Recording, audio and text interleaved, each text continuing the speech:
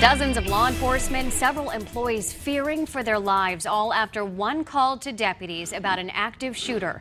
Those employees seen huddling together for safety are home with their families tonight, but many of them have the same questions we have. A security guard called saying there was an active shooter, but where did that information come from, and did the guard follow protocol? LCSO John-Carlos Estrada live outside the business on Metro Parkway tonight. John-Carlos.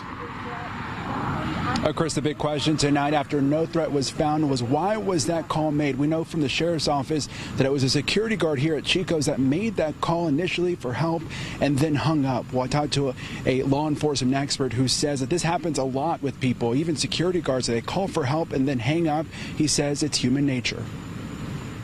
6-1, respond to a possible active shooter at the Chico's. It's a call that prompted this massive response at the Chico's headquarters off Metro Parkway. The Lee County Sheriff's Office received a call for an active shooter. The call around 11 a.m. seemed real at first. Just go ahead and prepare yourself and get your equipment on. Wink News getting this photo of employees locking themselves inside, wondering if they'd make it out. Chico's sending their employees this message about it. The sheriff's office says the call came from a security guard at Chico's. The security guard called the Lee County Sheriff's Office, and he advised there was an active shooter at this location, and then he hung up.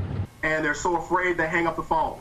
And I see that it happens all the time. And no matter what dispatch does to try to get people to stay on the line, there are a lot of times they just hang up. Dr. David Thomas with FGCU says that's when it's important for dispatch to call them back and try to find out more details for law enforcement.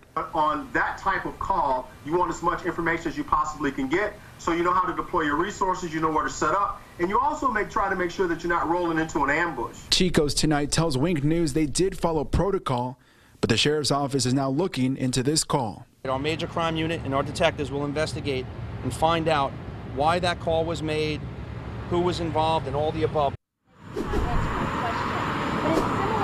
And after hours of investigating, no threat was found here on the Chico's campus. You can trust Wink News to stay on top of this for you. On the night beat, John-Carlos Estrada, Wink News Now.